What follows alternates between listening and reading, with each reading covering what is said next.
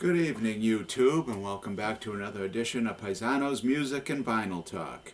I am your host, as always, Paisano. Tonight, Paisano is going to feature an album he is kind of sorry that he bought. I bought it for one reason, and as the years went on, that reason became unnecessary, and I'll explain all that in a minute. The album we're going to talk about is Woodstock 2. Came out in 1971. It was the follow-up to the smash hit soundtrack to the movie Woodstock. It came out in 1970. The original Woodstock album, the first one was a triple album. This is a double album. And it was just a money grab, no doubt, a cash grab. Trying to cash in on the first one.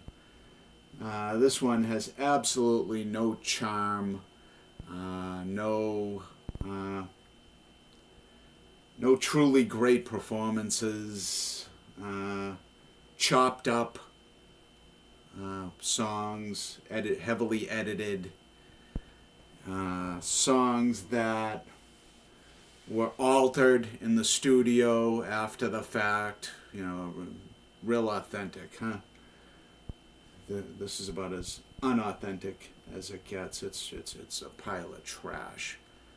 Not something I'm sorry I spent money on, to be completely honest with you. My hand is strategically covered over the young child's private parts. I don't need to get deplatformed. You know how sensitive everybody is nowadays. The slightest little thing, and your friend Paisano is gone. We don't want that to happen. But the cover is some children on stage. I don't see if you can make out a name beyond the writing here of whose drum kit that is, but some small children, I'm guessing about 3 or 4 years old, are up on stage and hacking around with the drum kit. This is a gatefold sleeve. Can't think of a better time to open her up. And that's the abandoned field after the festival. Max Yasgur's farm, with some various pictures of post-rainstorm concert goers, and just pictures of the crowd in general. On the back is the side of a barn with the Woodstock logo with the bird on the neck of the guitar. Let's go over the track listing and I'll explain to you what's going on here. Side 1 is the only reason, side 1 of record 1 is the only reason I bought this album. It was additional cuts of Jimi Hendrix and his original Band of Gypsies and their appearance at Woodstock. Little did I know that down the road his entire performance would be issued in its entirety. So, but in the mid-'80s, I didn't know that was going to happen. And I bought them for these 3 songs. Jam Back at the House, Isabella, and Get My Heart Back Together. Hardly is most exciting content from that concert. Side 2 of record 1, Jefferson Airplane, Saturday Afternoon / Won't You Try, and Jefferson Airplane's Eskimo Blue Day.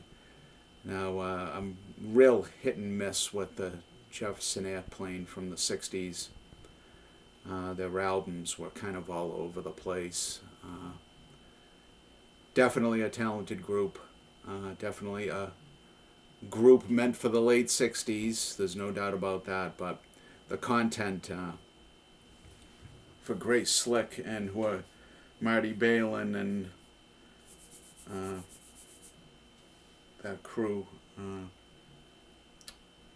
Paul Kantner, and they added a couple of people down the road that became Jefferson Starship, and they started to sell in big numbers and became a big concert draw too.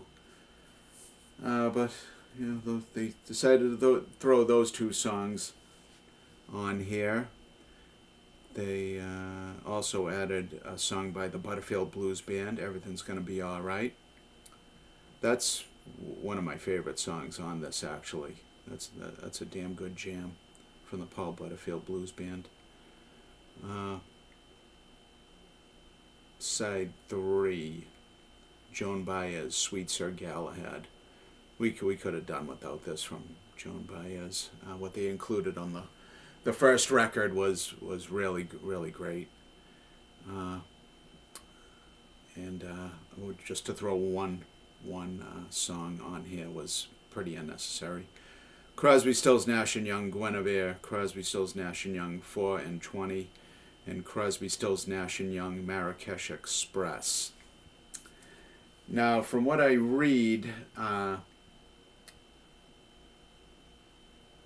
some of their performance, especially Marrakesh Express, had studio overdubs done to it after the fact, which is pathetic if you're trying to claim to be, an authentic soundtrack, an authentic recording of the Woodstock Festival. I mean, come on. I know that's a practice done with some live records, but I never really approved of it. I think, nothing says authenticity like the way it was played, the way it was performed and how the crowd received it. That's authentic, And then we have what I consider I don't know, there's a couple more tragedies to go here. But let's take them in order, shall we? Melanie, she was a folk singer from New York City, Melanie Safka, who would later have a hit in the early 70s with a song called Brand New Key, hit #1 all across the world, at least for a couple weeks. But here she performs My Beautiful People and Birthday of the Sun. My God. My goodness gracious. Could I have done without hearing that this week? Or any week for that matter. Just terrible. Terrible, terrible, terrible. Side 4. Mountain. Here's another joke and a half here. Mountain, Blood of the Sun, and Theme for an Imaginary Western. Now, this is unique because these two Mountain songs were not performed at Woodstock. They were taken from a Fillmore East performance, I believe, either Fillmore East or Fillmore West, and included on the Woodstock album.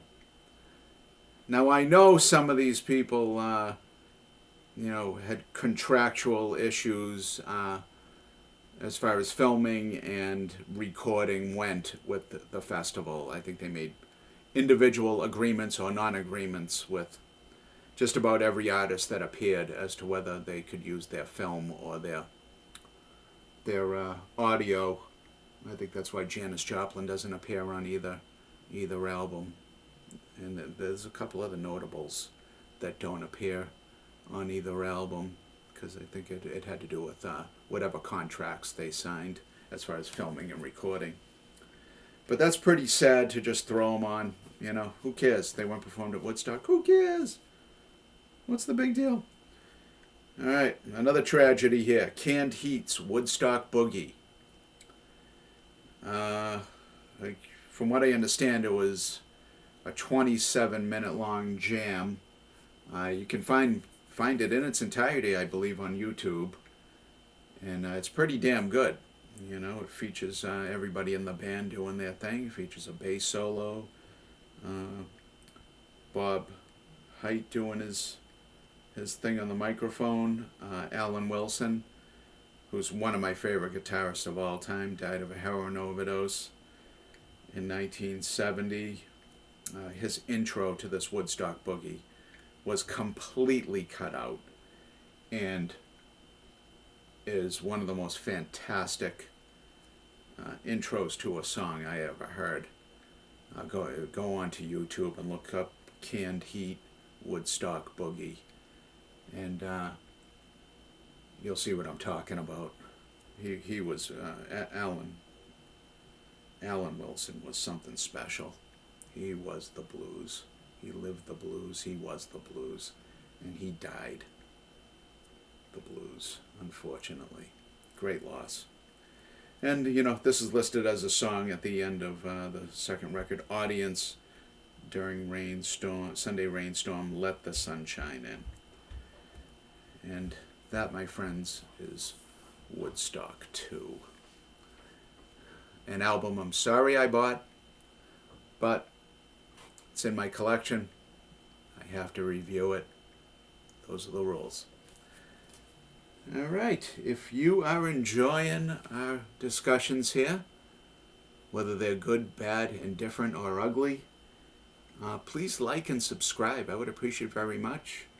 And comment. Paisano loves a good comment, let me tell you. And what's Paisano going to dig up next week?